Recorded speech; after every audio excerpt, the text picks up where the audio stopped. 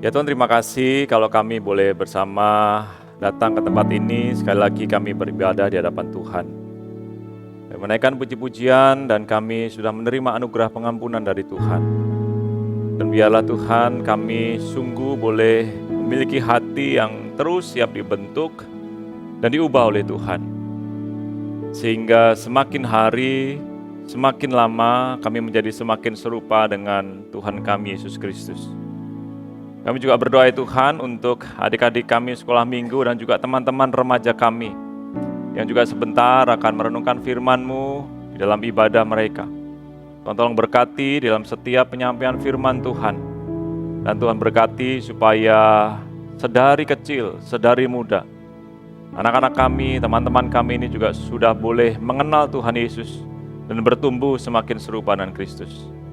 Berkati setiap kami ya Tuhan, tolong setiap kami. Dan biarlah kami menjadi pelaku-pelaku firman-Mu. Berbicaralah kepada setiap kami sebab kami semua hamba-hamba-Mu siap untuk mendengarkan. Kami berdoa dalam nama Tuhan kami Yesus Kristus. Amin. Buat teman-teman remaja, silakan boleh tempat masing-masing. Oke, shalom saudara sekalian. Ya, kita bersyukur kita boleh bersama-sama hari ini beribadah dan sebentar kita akan merenungkan firman Tuhan yang terambil dari Markus pasal yang kedua, ayat pertama hingga ayat 12. Tapi sebelumnya saya memperkenalkan diri terlebih dahulu, nama saya Nathanael Pratama. Pertama kali saya menyampaikan firman Tuhan di tempat ini, ya, saya bergabung di GKI 2014.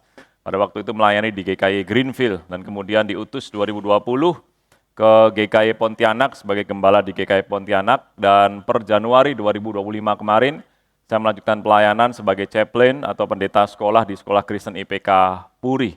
Ya, semoga ini juga bisa menjadi satu tempat kita belajar bersama-sama di dalam ibadah pada pagi hari ini. Saudara, kita akan bersama membaca dari Markus pasal yang kedua. Markus pasal yang kedua ayat yang pertama hingga ayat yang ke-12. Kita akan baca bergantian, saudara. Saya membaca dari terjemahan baru yang kedua, ayat pertama. Bapak Ibu saudara sekalian, ayat yang kedua, demikian seterusnya sampai ayat yang ke-12. Firman Tuhan berbunyi demikian. Beberapa hari kemudian, waktu Yesus datang lagi ke Kapernaum, tersebarlah kabar bahwa ia ada di rumah. Silakan.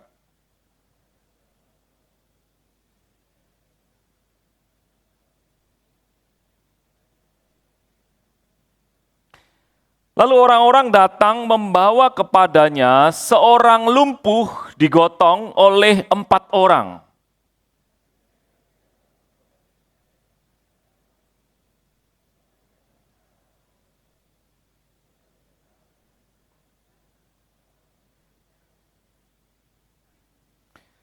Ketika Yesus melihat iman mereka, berkatalah ia kepada orang lumpuh itu, "Hai anakku, dosa-dosamu sudah diampuni."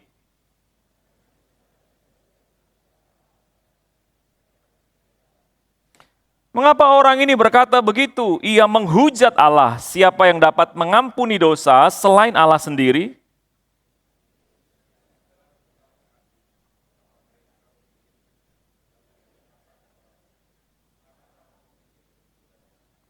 Manakah yang lebih mudah, mengatakan kepada orang lumpuh ini, dosa-dosamu sudah diampuni, atau mengatakan, bangunlah, angkatlah tikarmu dan berjalanlah?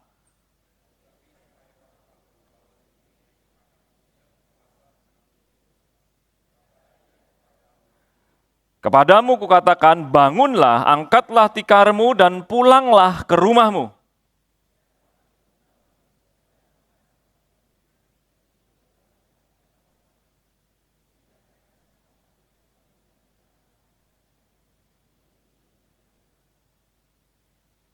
Saudara, demikian jauh bacaan firman Tuhan, berbagai kita yang membaca dan melakukan firman Tuhan. Nah, saudara, beberapa waktu yang lalu saya melihat film ini bersama dengan anak saya, saudara, kami sekeluarga menonton di rumah. Ini film tahun 2016 yang berjudul Me Before You, yang diangkat dari sebuah novel yang dengan judul yang sama, yang diperankan dengan sangat apik oleh dua aktor, aktris ini, saudara, Emilia Clarke dan juga Sam Claflin. Nah, saudara, kisah ini seperti mungkin saudara juga sudah melihat, saudara, mengisahkan seorang laki-laki muda yang tampan, yang kaya, beda tipis sama saya, saudara, yang kemudian merasa hidupnya tuh luar biasa indah.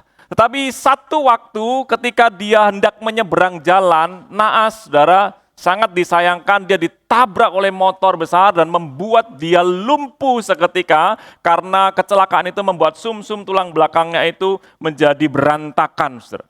Lalu kemudian dia kembali ke kota kecil karena dia adalah orang muda yang kaya, sudah tinggal di kastil, ya rumahnya itu benar-benar kayak kerajaan zaman dulu, saudara sekalian. Dan kemudian ketika itu orang tuanya, mamannya dari laki-laki ini, saudara, mencari pengasuh, perawat untuk merawat orang disabilitas. 5 orang sudah gagal, saudara. Kenapa? Karena si laki-laki tampan ini tidak pernah mau dirawat, karena dia tidak pernah merasa mau untuk dikasihani oleh orang lain. Hingga kemudian muncullah seorang perempuan ini, saudara, yang mendaftar. Dia seorang perempuan yang cerewet, eksentrik sekali, bajunya luar biasa, menarik perhatian, saudara. Bahkan dia punya baju favorit, yaitu apa? Memakai celana ketat yang putih, kemudian hitam seperti lebah, saudara.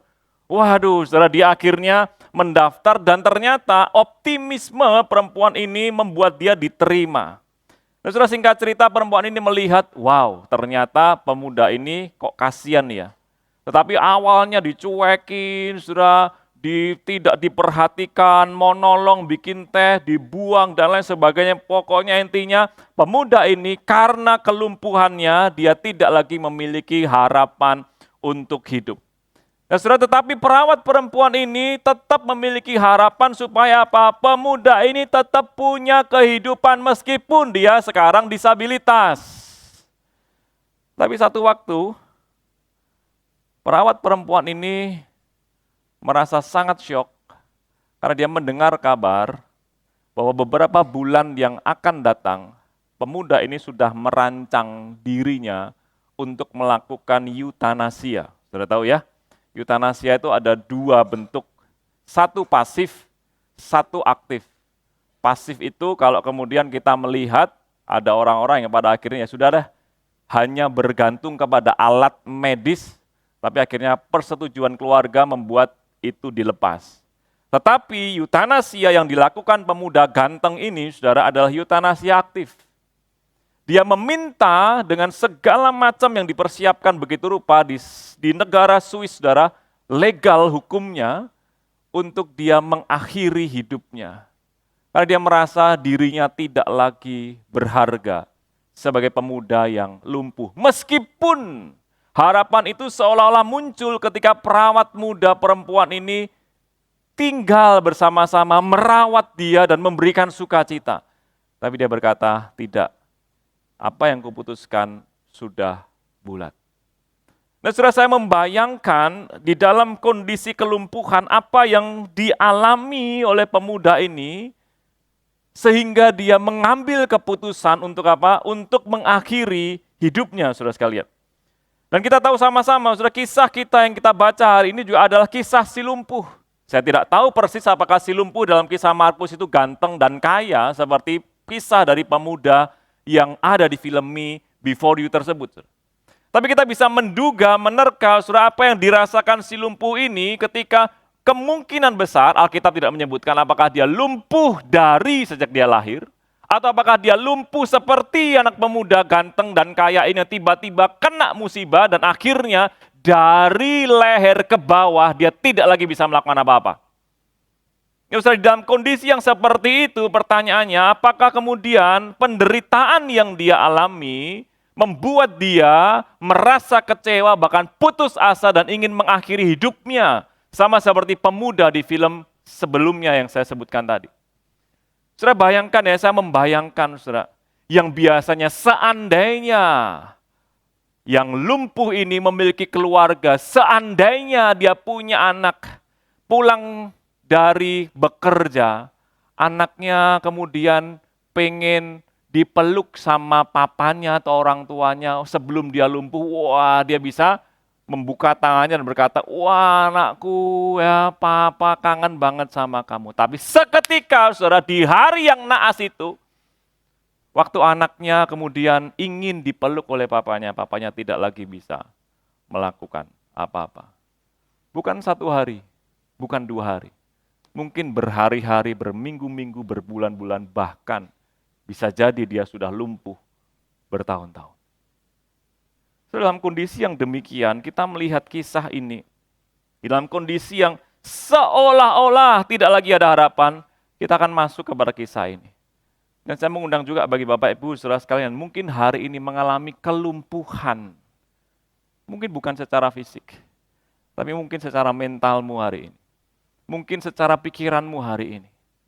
Mari masuk kepada cerita ini, dan mari kita melihat apa yang Tuhan Yesus lakukan kepada engkau dan saya hari ini. Nah, saudara, kita melihat bersama-sama bahwa Yesus datang lagi ke Kapernaum, dia ada di rumah. Saudara, sebelumnya kalau saudara membaca di dalam kisah ini, maka Yesus itu sudah menyelesaikan satu pelayanan ketika dia berkeliling untuk mengajar, untuk memberitakan Injil. Tetapi waktu itu akhirnya dia kembali lagi ke Kapernaum dan dia ada di rumah. Kemungkinan besar rumah dari Simon atau mertua Simon, di mana sebelumnya Yesus melakukan mujizat di situ. Nah, saudara, di dalam rumah itu kita melihat bahwa kemudian firman Tuhan mencatat orang-orang banyak itu berkerumun. Bahkan sampai memenuhi ruangan itu, saudara, dan kemudian Yesus memberitakan firman kepada mereka. Dan ada 4 orang yang akhirnya membawa seorang lumpuh sampai tidak bisa masuk ke dalam rumah itu. Hingga akhirnya mereka harus membongkar atap dan menurunkan si lumpuh itu dengan tikarnya. Nah, saudara sekalian, Injil Markus itu memainkan peran penting dengan kata, istilah, atau catatan tentang kerumunan orang banyak. Saudara, Yesus populer sekali dan Markus mencatat begitu banyak kerumunan di sana. Dan Yesus mengajar kerumunan itu. Dan kerumunan inilah yang menjadi sasaran belas kasihannya. Tetapi Markus mencatat, saudara, orang banyak itu tidak pernah berbalik kepada Yesus, bertobat dan beriman kepada Tuhan. Ironis, saudara. Yesus cuma punya fans. Yesus cuma punya simpatisan. Tapi Yesus tidak pernah punya orang-orang yang sungguh-sungguh bertobat dan berbalik kepada Tuhan. Saudara, nyiptain kerumunan itu gampang. Ya. Undang aja artis rohani di IPK BSD ini, di GKI BSD 2. Kira-kira banyak orang berkerumun enggak, saudara? Jangan undang saya, saudara, enggak ada yang datang. Gitu ya. Undang aja artis rohani, siapa? Sebutkan saja nama-namanya. Bikin pamflet, poster, publikasi besar-besaran.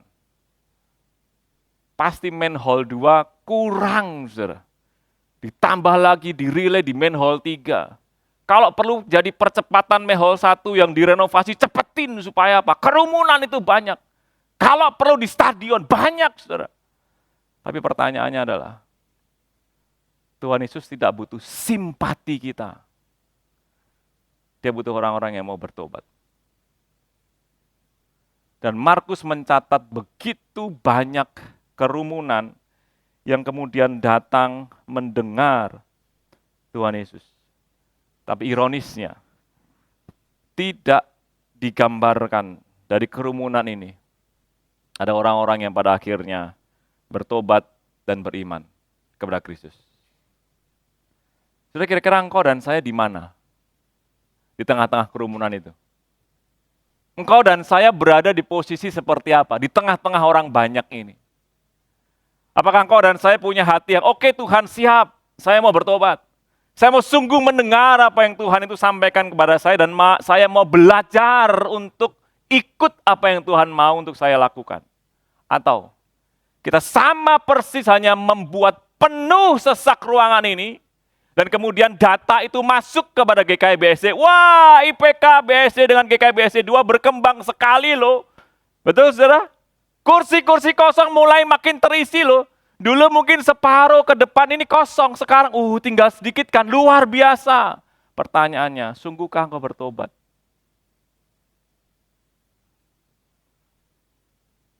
Sudah, di tengah-tengah kerumunan itu, nampak 5 orang, yang 4 menggotong si lumpuh. Yang saya yakin, saudara, Mereka sangat mengharapkan ketemu sama Yesus dan sangat mengharapkan kesembuhan yang mereka bisa dapatkan untuk si lumpuh. Sehingga sudah seolah-olah tindakan yang dilakukan oleh 4 orang ini demi menolong si lumpuh sepertinya berlebihan. Saudara bayangin ya, kalau ruangan ini penuh, dan kemudian ada si lumpuh yang datang ke sini, nggak bisa masuk, saudara kasih jalan nggak? Saudara kasih jalan nggak? Kasihlah Pak, kan kita orang Kristen. Belum tentu, saudara. Kenapa? Saya mau lihat artisnya di depan kok. Ngapain lo orang masuk? Nyusahin lagi. Mesti buka jalan permisi, yang nggak bisa jalan mau lewat. Saudara, saya nggak yakin saya pun akan lakukan itu loh. Kenapa? Karena belum tentu saudara kita ada di posisi orang-orang ini yang menggotong si lumpuh ini dan sepertinya jalan itu buntu. Saudara, ada catatan di Talmud ya, saudara ya. Dikisahkan seorang rabi itu ya kemudian mengalami kematian karena rabi atau guru itu sangat terkenal, saudara. Sehingga rumahnya itu didatangi banyak orang untuk mengucapkan bela sungkawa.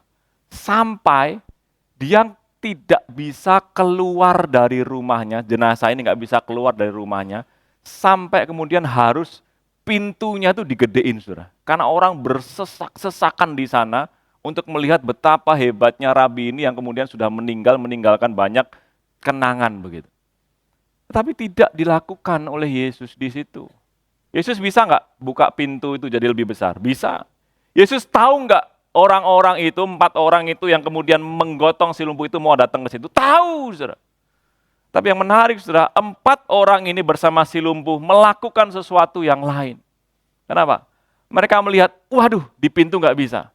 Lalu angkat untuk naik ke atap. Atap orang-orang Yahudi waktu itu, saudara, atapnya datar. Biasa di samping rumah itu ada tangga untuk naik ke atap. Atap itu biasa buat kongko-kongko, bisa jemur baju, atau buat berdoa orang Yahudi. Menghadap ke bait Allah, itu di atas biasanya. Sehingga saudara sekalian, mereka mengangkat si lumpuh ini, sahabatnya, mungkin saudaranya, mungkin orang yang mereka kasih, saudara, untuk kemudian sampai ke atap. Tapi tantangan belum selesai. Waktu mereka naik ke atap, wah ini gimana cara nuruninya, saudara? Bukalah atap itu pelan-pelan. Saudara, waktu buka atap, saudara kalau buka atap itu gimana sih? Saya pernah, saudara ya, rumah kami itu bocor. Tiba-tiba bocor, saya nggak tahu kenapa. Begitu pagi-pagi saya bangun, saudara, saya kepleset. Sudah mau jatuh, untuk nggak jadi jatuh. Saya lihat, wih, air itu udah di mana-mana, saudara. Saya pikir, waduh ini atap bocor nih. Akhirnya saya naik ke atap, saudara, karena saya juga, ya pendeta tapi nyambi tukang, saudara ya. Naik ke atap, lihatin, wih bener, saudara, atapnya itu pecah begini. Saya pikir ganti atap itu gampang. Ini atap masih atap rumah lama, saudara. Bukan atap-atap sekarang yang ringan itu ya, saudara. Ini atap rumah lama. Saya lihat, wah, ternyata atap kan ditumpuk lagi. Jadi kalau mau geser satu, mesti geser semua, saudara. Satu atap itu berat. Saya pikir, ya udahlah, cuman satu kan. Saya ambil yang pecah, enak karena ada pecahannya, ada selanya, saya ambil. Mau masukin lagi yang baru setengah mati, saudara. 2 jam saya di atap itu. Ya baru selesai gantiin, pakai tangan saya luka dan lain sebagainya. Saya turun-turun udah gemeteran tangannya, saudara. Istri saya bilang, kenapa kamu Pak? Ya tukang gagal ya beginilah. Ya, pokoknya atapnya bisa diganti, nggak bocor lagi, saudara. Saya membayangkan, oke, buka atap waktu itu beda dengan atap kita memang, tetapi ada tumpukan jerami, ada tanah liat dan pasti mengotori orang yang ada di bawahnya dan persis itu Yesus yang di situ, saudara. Mereka lihat dan pada akhirnya mereka mau menurunkannya itu juga pasti perlahan-lahan, saudara, dengan berbagai macam usaha yang mereka lakukan supaya si lumpuh ini bisa ketemu dengan Tuhan Yesus. Saudara, kalau saya sedang populer, terus ada interupsi yang mengganggu saya, waktu itu saya berkata, apaan sih ini? Kok ada debu-debu, semuanya jatuh ke atas kepala saya. Bayangin saya lagi ngobrol, lagi ngajar begini, tiba-tiba pluk, loh siapa ini? Kan enak kalau Yesus manggil Zakius ya saudara ya, Zakiusnya nangkring di atas pohon ya. Zakius turun kamu, kan enak begitu. Ini enggak saudara, tiba-tiba langsung keluar dari atas atap. Tapi menariknya saudara, Yesus sama sekali tidak terganggu dengan interupsi itu. Tuhan tidak pernah merasa terganggu kapanpun kau dan saya datang untuk menginterupsi dia. Tidak pernah. Nggak seperti kita kan, papi-papi yang bentar anaknya datang, pi minta tolong, ribut aja gitu. No, Kristus tidak pernah terganggu dengan anehnya interupsi yang datang pada saat dia ngajar, pada saat dia populer-populernya. Ada selingan yang datang di dalam waktu itu dia mengajar. Dan menariknya saudara, iman ini pertama kali dicatat di Injil Markus, saudara bisa cek nanti ya. Kata iman pertama kali ini dicatat di Injil Markus secara signifikan berkaitan langsung dengan tindakan. Injil tidak mencatat apakah 4 orang ini tahu siapa Yesus, apakah kemudian si lumpuh ini mengerti Yesus itu Allah dan manusia dengan berbagai doktrin dan ini. Tidak ada, saudara. Yang mereka tahu Yesus itu bisa menyembuhkan, saya langsung bertindak. Sehingga saudara, tindakan interupsi ini sepertinya mendahului pengetahuan, perasaan, bahkan pengalaman. Pokoknya saya harus melakukan sesuatu. Sehingga saudara-saudara ketika kita melihat bagian ini, maka ada pemandangan yang kontras antara kerumunan orang banyak dan orang-orang yang menggotong si lumpuh. Saudara, Tuhan Yesus tidak butuh antusiasme kita dan kedekatan kita secara posisi dengan dia. Saudara, kok kerumunan itu kan berarti dekat banget ya. Berarti Tuhan Yesus paling cuman ya di situ aja gitu ya, nggak sampai yang jauh-jauh banget. Tapi enggak. Tuhan melihat iman dari orang-orang yang menggotong si lumpuh ini dan bahkan si lumpuh ini sendiri. Saudara, engkau di bagian yang mana? Apakah engkau termasuk di antara kerumunan orang banyak itu? Yang selalu tertarik dengan Yesus. Selalu pengen tahu tentang siapa Yesus. Tapi doing nothing untuk menunjukkan bahwa engkau dan saya sungguh-sungguh beriman kepada Kristus. Saudara, James Edward mengatakan demikian. Faith is the first and foremost. Bukan pengetahuan, tapi apa? Keyakinan, kepercayaan yang aktif bahwa Yesus itu cukup untuk sesuatu yang paling dalam dari hatimu dan hidupmu. Dan bukan yang lain. Kita tanyakan kepada diri kita, apakah Yesus cukup? Bagi saya, saudara, 4 orang yang menggotong orang lumpuh itu dan si lumpuh sendiri berkata dalam hati mereka, yes, Jesus is enough for me. Ketika saya bisa sembuh, itu cukup buat saya. Dan saya akan melakukan apapun juga supaya saya sembuh. Saudara, begitukah kita? Atau kita hanya begini ya, kayak orang-orang zaman sekarang. Ya, coba tipis-tipis aja lah. Ya, saudara. Betul nggak? Ya udahlah, coba tipis-tipis aja. Buka padel gitu ya. Ya coba tipis-tipis aja lah, cari keringat. Ada pemahaman Alkitab, ya buka tipis-tipis aja lah, ikut tipis-tipis aja. Saudara, kalau kita ngikut Tuhan tipis-tipis aja, kita sama seperti kerumunan waktu itu. Ya pokoknya cukup lah, bisa foto sama Tuhan Yesus, wifi selesai lah gitu. Tapi kita tidak sungguh-sungguh sadar bahwa mungkin saja engkau dan saya sama lumpuhnya dengan orang yang sakit waktu itu. Tetapi kita tidak pernah melakukan apa-apa. Waktu Yesus ada persis di depan mata kita dan bersama-sama dengan kita. Nah, saudara, Yesus melanjutkan dengan satu perkataan yang menarik sekali. Yang diinginkan si lumpuh dan orang-orang yang bergotongnya adalah kesembuhan. Jelas, saudara. Jadi orang lumpuh itu nggak enak, nggak bisa lakukan apa-apa. Tapi apa yang Yesus katakan kepada dia adalah sebuah pernyataan bahwa ketika Tuhan Yesus ngomong, anakku, engkau diampuni dosa-dosanya. Hai anakku, dosa-dosamu sudah diampuni. Saudara, ini mengejutkan sekali buat si lumpuh, mengejutkan sekali buat orang yang menggotongnya, mengejutkan sekali buat orang yang banyak berkerumun di situ, termasuk para ahli Taurat. Saudara. Mungkin saja mereka menghubungkan antara sakitnya si lumpuh ini dengan dosa. Itu wajar sekali di zaman itu, saudara.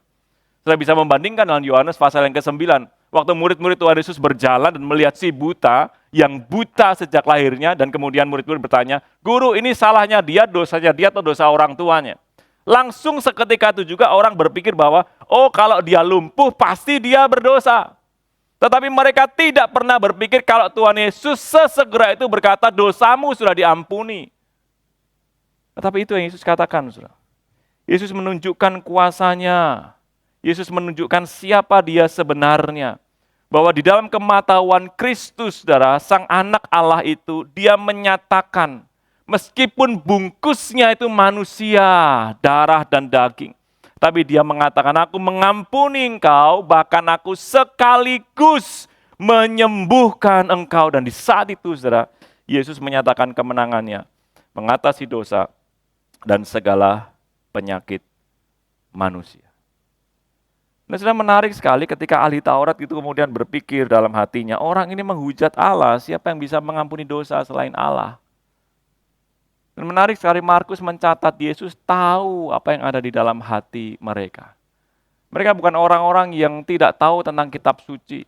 Ahli Taurat itu bukan orang-orang yang kemudian tidak mengerti siapa yang bisa mengampuni dosa.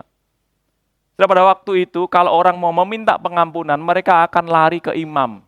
Dan larinya ke imam di bait Allah. Dan imam itu akan menyatakan, demi nama Allah yang hidup, maka dosa-dosamu diampuni. Imam itu tidak pernah bisa dan berani berkata, aku yang mengampuni dosamu. Tidak. Imam itu bertugas sebagai perantara untuk menyatakan, oh kamu udah berdosa, atau kamu kemudian sudah berdosa dan kamu bertobat. Nah, imam itu menyatakan bahwa kamu sudah diampuni dosanya demi nama Allah yang hidup dan memberikan korban. Tetapi waktu itu, saudara, Yesus bukan hanya memediasi sebagai imam besar, tapi dirinya sendiri pun yang berkata kepada orang lumpuh itu, dosamu diampun. Dan kemudian karena orang nggak terima, mereka menantang Yesus, bukan? Kok bisa orang ini mengampuni dosa? Lalu Tuhan tantang balik, lebih gampang mana? Ngomong dosamu diampuni, atau bangunlah, angkat tikarmu, dan berjalan. Saudara, yang kelihatan berkuasa itu yang mana? Kalau si lumpuh bisa berjalan, atau dosanya diampuni, kelihatan berkuasa yang mana? Akan lebih populer yang mana, saudara? Ya, akan lebih populer kalau tiba-tiba yang lumpuh itu menjadi berjalan dan selesai urusan dan Tuhan Yesus tidak perlu menyebutkan dan mengatakan dosamu sudah diampuni. Tetapi kenapa, saudara? Tuhan Yesus justru pertama kali mengatakan dosamu sudah diampuni anakku. Karena Kristus tahu persis apa yang ada di pikiran orang-orang waktu itu. Dan Yesus sekaligus ingin membuka pikiran mereka tentang siapa dia. Nah, saudara, apa yang Tuhan Yesus inginkan adalah seperti ini. Yesus menyatakan mujizat kesembuhan bersamaan dengan pengampunan. Sebab apa, saudara? Dia adalah anak manusia yang bukan hanya sanggup punya ability, tetapi dia juga adalah anak manusia yang punya kuasa atas segala sesuatu. Saudara, bisa bedakan begini ya. Kalau Tuhan kan kita biasa nyanyi ya. Dia sanggup, Yesus sanggup. Betul? Melakukan perkara yang besar, lagi bokeh Yesus sanggup, memperkaya hidup ini, mempertebal dompet ini, dia sanggup ya memulihkan hidupku. Sampai di situ tok, saudara. Endingnya ke siapa? Saya.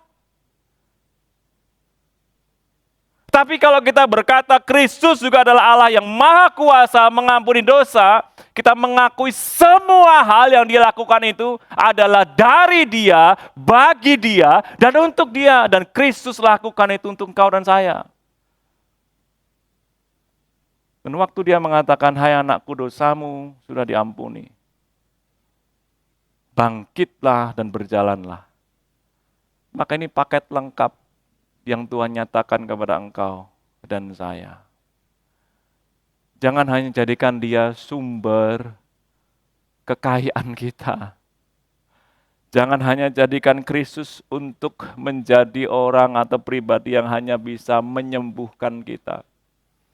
Tapi sungguhkah engkau dan saya mengakui otoritas Dia yang mau mengampuni dosa kita. Dan itu berarti, saudara, engkau dan saya sadar bahwa kita membutuhkan Kristus karena kita manusia celaka dan manusia berdosa.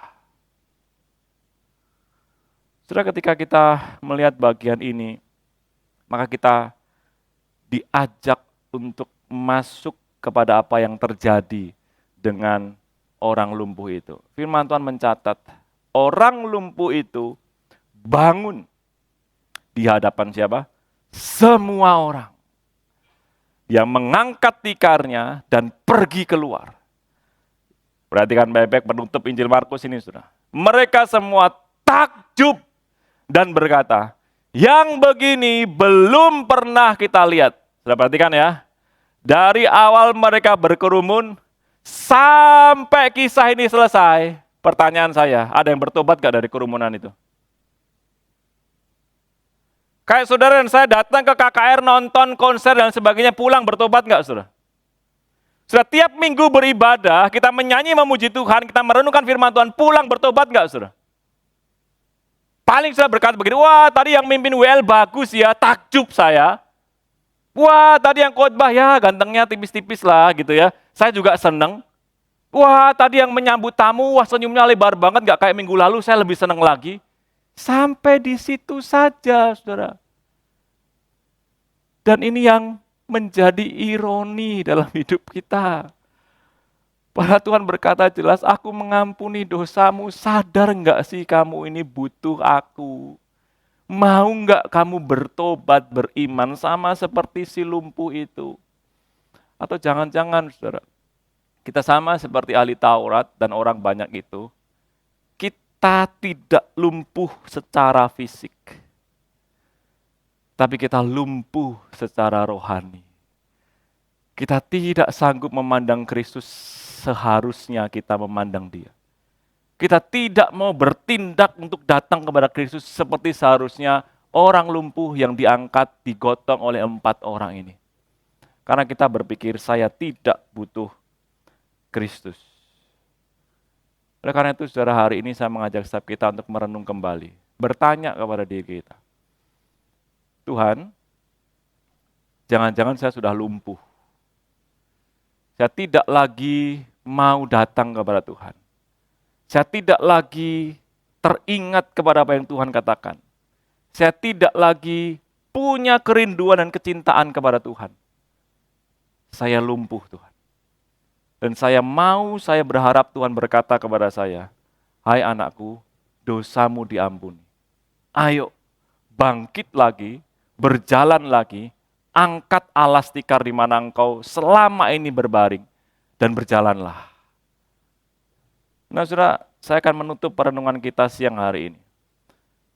Seorang teolog N.T. Wright berkata begini, seandainya kisah ini adalah sebuah gambaran doa, maka dia berkata, don't stay on the edge of the crowd. Jangan ada berdiri di tempat di mana banyak kerumunan yang waktu itu datang hanya karena tertarik dan terpikat kepada Yesus, tapi pada akhirnya pergi hanya dalam ketakjuban, tapi bukan pertobatan. N.T. Wright mengatakan, ayo gali, bongkar atapnya Tuhan, sama seperti keempat orang yang membawa si lumpuh ini. Dan temukan dirimu persis di hadapan Yesus, sama seperti si lumpuh yang diturunkan dari atap itu. And you will get more than you bargained for. Engkau akan mendapat lebih daripada engkau yang harapkan. Karena memang gak enak, saudara. Ada seperti orang lumpuh itu. Tetapi saudara, seketika itu juga engkau berjumpa dengan Allah yang hidup dan yang mengampuni di dalam Kristus itu. Maka engkau dan saya akan menemukan diri kita bisa berdiri lagi dengan kaki yang Tuhan berikan. Bukan secara fisik, tapi hidupmu yang dipulihkan oleh Tuhan. Untuk apa? Untuk pergi ke tengah-tengah dunia, untuk menyatakan kuasa kasih Allah. So, kalau hari ini engkau dikuatkan lagi sama Tuhan, Tuhan mungkin mengutus engkau menjadi 4 orang ini untuk membawa yang lumpuh lainnya kepada siapa? Kepada Kristus. Tapi kalau mungkin engkau ada dan menjadi orang yang lumpuh itu, maka hari ini Tuhan berkata kepadamu, dosamu sudah diampuni. Bangkitlah dan berjalanlah kembali. Tapi biarlah saudara, ini menjadi sebuah doa kita bersama-sama. Don't stay on the edge of the crowd. Temui Tuhan, jumpai Tuhan, biar kita tidak lagi mengalami kelumpuhan rohani dalam hidup kita. Mari kita tundukkan kepala, kita berdoa.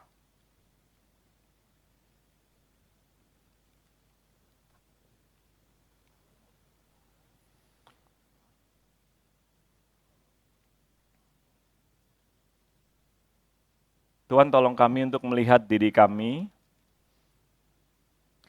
Sungguhkah kami bagian dari sekelompok kecil orang yang tercatat dalam Injil Markus yang kami renungkan tadi?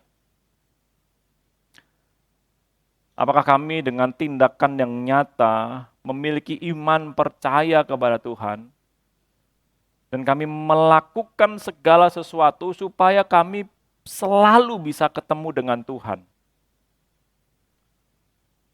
Karena kami sadar diri kami lumpuh, Tuhan. Mungkin secara fisik, finansial, seperti yang terlihat kami merasa dan dilihat oleh orang lain baik-baik saja. Tapi belum tentu secara mental dan spiritual kami tegak berdiri dan berjalan. Karena itu ya Tuhan, kami mengakui diri kami, sering kali kami menjadi lumpuh di hadapan Tuhan. Sehingga kami merindukan Tuhan menyapa kami kembali, menyambut kami kembali dan berkata, "Hai anakku, aku mengampuni engkau. Aku melakukan segala sesuatu untukmu supaya engkau menerima pengampunan itu. Dan bangunlah, berjalanlah kembali, nyatakan kasih dan kuasaku kepada orang lain." Tuhan, kalaupun kami menjadi bagian dari 4 orang yang menggotong si lumpuh ini, tolong kami untuk tidak pernah lelah membawa orang-orang yang membutuhkan kasih Tuhan, yang membutuhkan kuasa Tuhan, yang membutuhkan pribadi Kristus, untuk kami perkenalkan kepada Yesus melalui kehidupan kami. Apapun akan kami lakukan ya Tuhan, untuk membuka atap supaya orang tersebut mengenal Yesus. Kami tidak lelah-lelah untuk menjadi saksi-Mu dimanapun Tuhan menempatkan kami. Tuhan pimpin sertai kami. Tuhan tolong kami. Jangan biarkan kami berdiri sebagai salah satu kerumunan yang hanya simpatik kepada Tuhan. Tetapi kami tidak sungguh-sungguh bertobat kepada Engkau. Tolong setiap kami Tuhan. Kami berdoa dalam nama Tuhan Yesus Kristus. Amin.